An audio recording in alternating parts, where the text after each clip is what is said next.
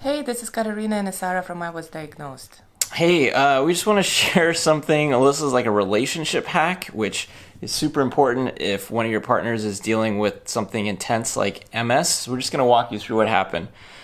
So basically, like the specifics of it. We already talked about the do-over as like a relationship hack in a previous video, but it happened again, and we just felt it's such a powerful tool. We wanted to share like the specifics of actually what happened and what we did. So Issara, if you haven't watched the video yesterday, go and watch it. But Issara was sharing about like this whole different world that opened up for him of performance athletes that also also have MS, and performance athletes as a way to get trained to build your strength. And so this morning Issara was sharing with me like, hey, I found more people on Instagram that have that, and they're like power athlete, what else, like the ultra runners. But let's get to the relationship aspect. So like I had invested a whole bunch of time yesterday finding these people and following them, and I was really excited, and I told Kateryna this morning that I basically found all these cool people who have MS who are doing a lot of extreme athletic stuff that include, like you said, like powerlifting, swimming, bodybuilding, ultra running, all this cool stuff. Right. And then your response was... And my response was like, well, what are they dealing with? Like, what have they been dealing before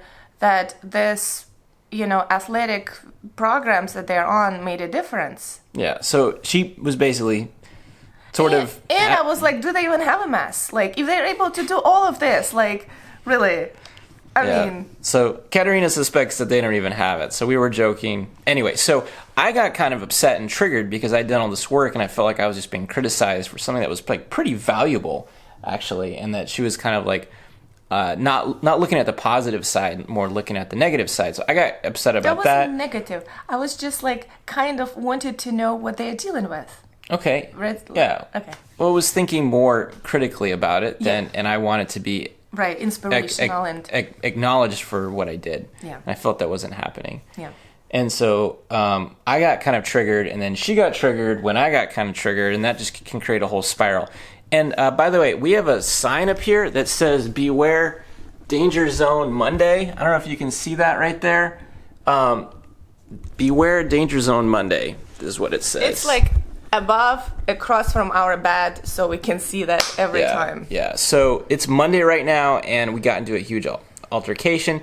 So what we did was we did a do-over. I asked for a do-over, and because we've got a lot of routines we have to get to. We got swimming, we have exercise, and we can't have an altercation because it sort of it impacts our ability to deliver that sometimes. We just won't do it. We've missed classes. I just didn't want to do it. Yeah, we've missed like acro yoga classes because we're having like some sort of conflict. So we did a do-over. In this case, it was a double-sided do-over where we ran it from the top again, literally saying the same things, except the first time, Kateryna just acknowledged me for what I did without adding the extra piece about she wishes that, she knew, had more information about them that doesn't exist.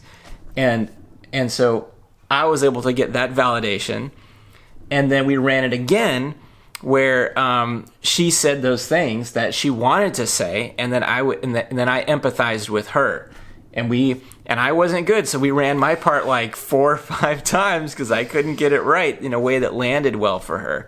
So it was an effective way of dealing with conflict this morning so that we can get to our routines now. We're going to do some swimming, and then she has to get to work.